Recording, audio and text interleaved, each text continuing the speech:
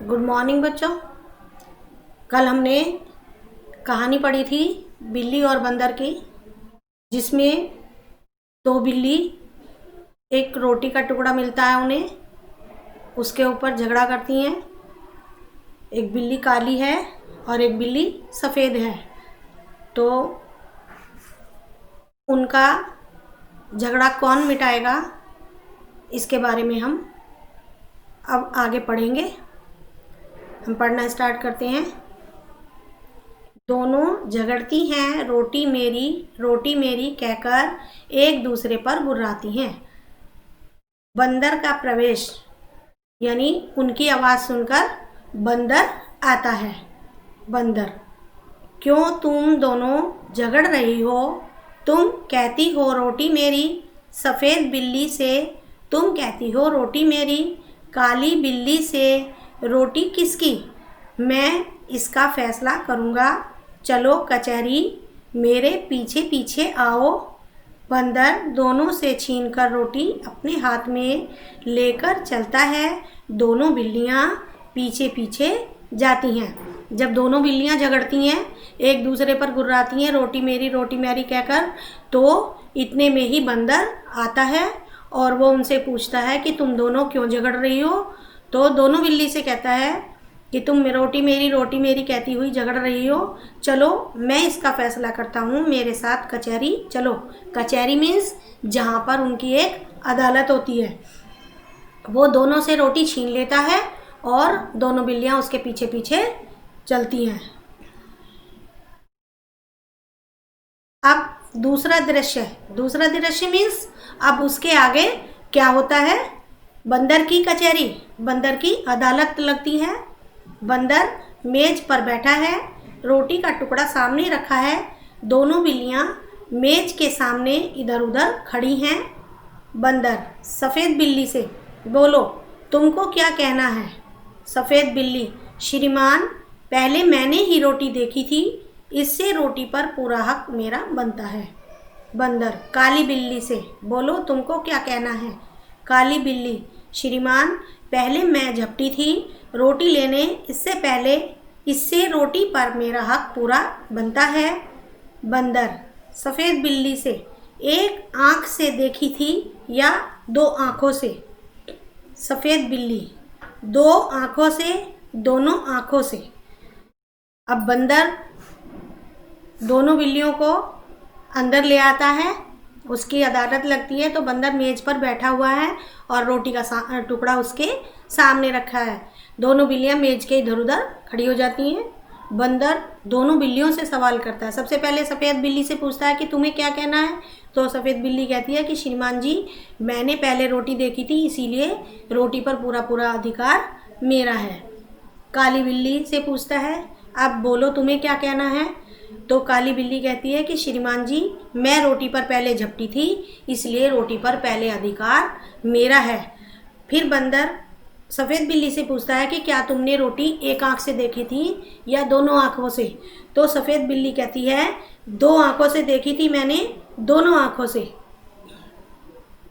बंदर काली बिल्ली से, एक टांग से झपटी थी या दोनों टांगों से? काली बिल्ली, दो टांगों से, दोनों टांगों से। बंदर, तुम दोनों का गवाह भी? दोनों बिल्लियाँ, कहीं नहीं कोई न कहीं। बंदर, बात बराबर। मेरा फैसला है कि रोटी तोड़ कर तुम्हें बराबर दे दी जाए, मेरे पास धर्म कांटा है। अब बंदर काली बिल्ली से पूछता है कि एक टांग से झपटी थी या दोनों टांगों से? तो काली बिल्ली जवाब देती है कि मैं दोनों टांगों से झपटी थी। बंदर कहता है कि तुम्हारा दोनों का गवाह भी था? गवाह मीन्स जो सामने देखता है कि तुम्हें किसी ने देखा भी था? दोनों बिल्लियाँ कहती हैं वहाँ कोई नहीं था। बंदर कहता है कि अब बात बराबर हो गई, अब मेरा फैसला है या मैं फैसला करूँगा, मैं रोटी तोड़ कर तुम्हें बराबर दे दूँगा। मेरे पास एक धर्म कांटा है। धर्म कांटा मीन्स एक तराजू है। बंदर मेज के नीचे से तराजू निकाल कर लाता है, दो हिस्सों में तोड़कर दोनों पलड़ों में रखता है और उठाता है। एक पलड़ा नीचे रहता है, दूसरा ऊपर। अब बंदर एक तराजू को लेकर के आता है और उसमें 2 हिस्सों में दोनों पलड़ों पर रोटी को तोड़कर रखता है और उसे उठाता है। उसमें एक पलड़ा उसका नीचे रहता है और दूसरा ऊपर को उठा रहता है, यानी जो हल्का होता है वो ऊपर उठा रहता है और जो भारी हो जाता है वो नीचे हो जाता है। बंदर, यह टुकड़ा कुछ भारी निकला, इसमें से थोड़ा खाकर हल्का कर देता हूँ। बंदर क्या करता है कि उसमें जो भारी होता है उसमें से थोड़ा तोड़कर खा लूँ, ऐसा कहता है। फिर तराजू उठाता है। अब पहला पलड़ा ऊपर है और दूसरा नीचे। बंदर, अब यह टुकड़ा भारी निकला, अब इसको थोड़ा खाकर हल्का कर दूँ। फिर तराजू उठाता है। अब पहला पलड़ा नीचे हो गया और दूसरा ऊपर। बंदर, अब यह टुकड़ा भारी निकला, टुकड़े भी कितने खोटे हैं, एक दूसरे को छोटा दिखलाने में ही लगे हुए हैं। मुंह थक गया बराबर करते करते और तराजू उठा उठाकर हाथ थक गया। बंदर बार बार रोटी का जो भारी टुकड़ा होता है उसमें से थोड़ा थोड़ा तोड़कर खा लेता है। इस प्रकार से एक टुकड़ा फिर भारी हो जाता है, फिर वो दूसरे टुकड़े में से खा लेता है। तो धीरे धीरे करते करते उसने ज़्यादातर रोटी खा चुकी होती है। अब बंदर कहने लगा कि टुकड़े कितने खोटे हैं जो एक दूसरे को भी नीचा दिखाने या छोटा दिखाने लगे हुए हैं। मेरा भी मुंह थक गया इसको बराबर करते करते, यानी रोटी को खाते खाते, और रोटी कभी छोटी हो जाती है कभी बड़ी हो जाती है, और इस तराजू को उठा उठाकर मेरा हाथ भी थक गया। बिल्लियों को बंदर की चालाकी का पता चल गया। हाथ मलती हुई बड़ी उदासी से एक दूसरे को देखते हुए, सफ़ेद बिल्ली, आप थक गए, अब ना उठाएं और तराजू। काली बिल्ली, बचा कुचा जो उसको दे दें, हम आपस में बांट खाएंगी।